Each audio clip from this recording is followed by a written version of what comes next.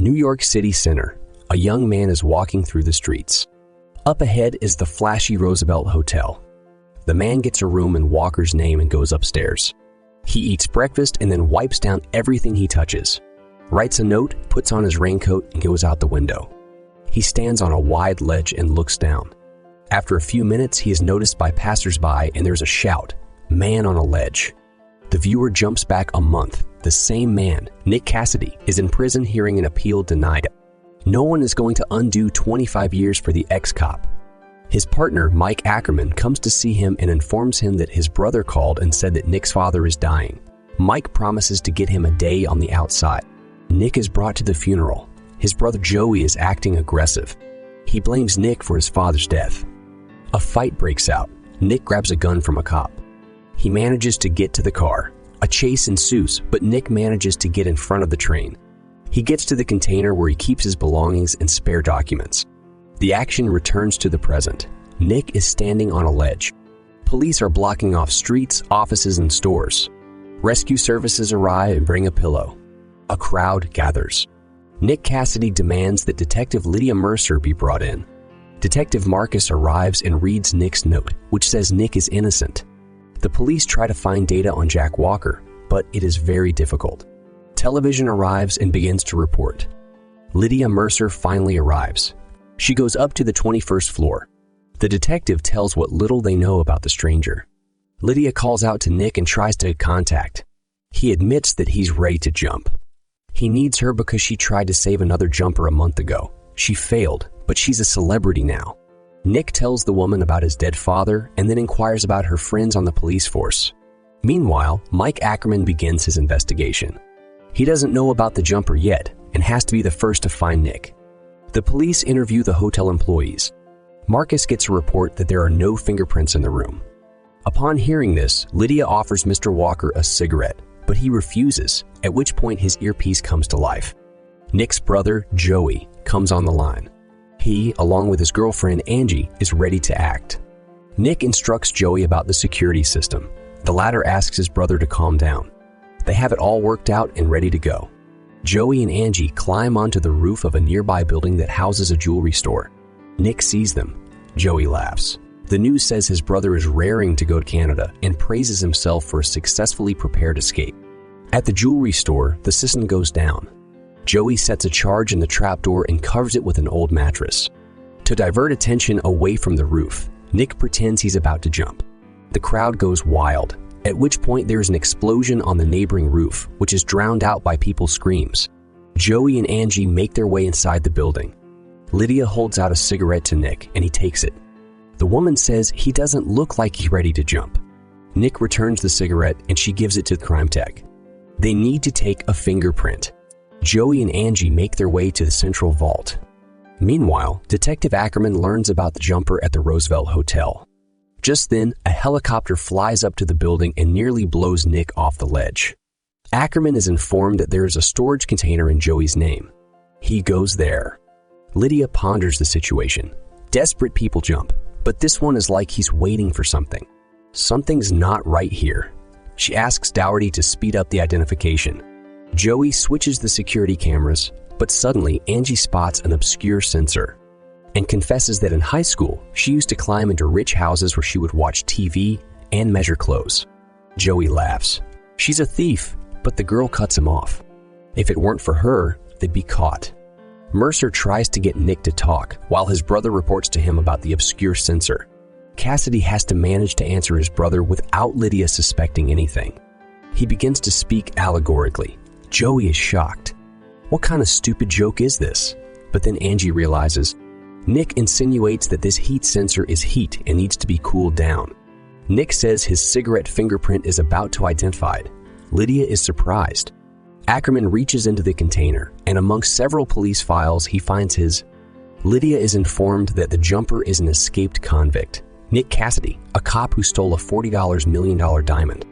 Marcus orders a jewelry store to open across the street from the hotel. At the same time, Joey finds a place to break into the ventilation pipe. The owner of the stolen diamond is holding a meeting with investors. He talks about buying the Monarch diamond, but it was taken away a couple years ago, and then he bought another one that can't be taken away. He offers a drink to the Monarch Tower. At this point, he is informed that the jumper is Nick Cassidy.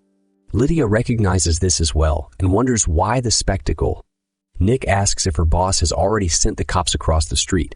Joey realizes that this information is for them, and they begin to clean up the traces of their presence. Nick tells Lydia how 2 years ago he was offered a simple job to guard the Englander diamonds in transit, but he was set up. And now he needs help. He could run away to Mexico, but it's not for him because he's innocent. Nick screams, and at this, the crowd cheers him on. Nick warns Joey that detectives are coming to the store, and to give his brother time makes it rain money.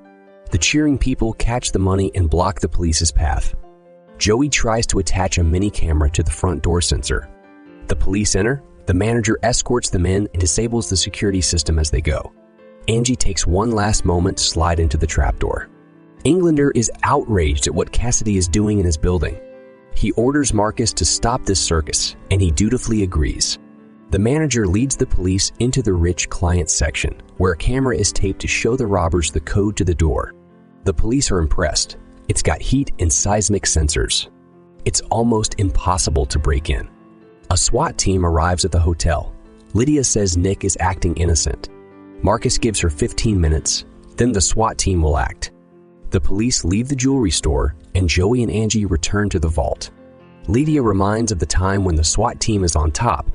Nick recounts, he brought the diamond to the place and there 2 men, Englander's masked men, knocked out the man and took the diamond. And he himself stood there and watched and laughed. The jury didn't believe him, but Cassidy knows for a fact that the millionaire still has the Monarch because he lost a lot of money on investments that year, and they paid him an insurance claim for the stone. Also, Englander only hires cops, which means Nick got beaten up by his own too. He asks Lydia to save him. Carmen arrives. Lydia finds out the details of past robbery. She goes to Marcus and tells him that Cassidy has been cooperating with internal affairs, and there are likely some leads and suspicions there. Marcus realizes that they need to expedite the arrest, or elimination of a dangerous witness. Angie goes down the vent. The crowd starts to riot. People don't believe Cassidy stole the diamond. Ackerman brings in the papers and Lydia wonders, did he work for Englander too? The man is perplexed. Lydia refuses to let him through to Nick because she doesn't believe him. At this time, the partier brings Nick food. The guy is hungry after all. The crowd cheers Nick on. Angie gets to the main censor. Lydia says that everyone already knows about his case so he can go back. Nick asks for some time, and then she is shown the blueprints for the bomb found in Nick's cell. Cassidy directs Angie's actions. He orders the cutting of the red wire. The girl is shocked. She has a red flashlight, and in its light, all the wires are red. She cuts, and the alarm is disabled. Joey opens the main safe. At this point, Lydia asks, is there a bomb in the building? But Nick doesn't say anything specific. Then she asks to evacuate the building. Marcus refuses, at which point Lydia goes out on the ledge as well. The entire unit is told to stand down. The safe is opened, and Joey and Angie start looking for the diamond, but all in vain. Joey tells his brother about it, and Lydia realizes that Nick is talking to someone. Cassidy confesses. He steals the diamond, but it's not in a vault, and orders his brother to go ahead with the plan. At that moment, the alarm in the Englander building goes off. The outraged millionaire goes to the vault and opens another safe, from which he pulls out the famous diamond. Lydia suggests contacting internal affairs. While she is on the phone, Ackerman comes to the room and tricks his way in. He talks to Nick and wonders if he's sure he's going to jump. Mike says he'll help a friend out, and Nick wonders if he's with them too. Ackerman tries to help Cassidy, but that's when the SWAT team comes down from the roof, and Nick rushes to run along the ledge before breaking a window and sneaking into the building.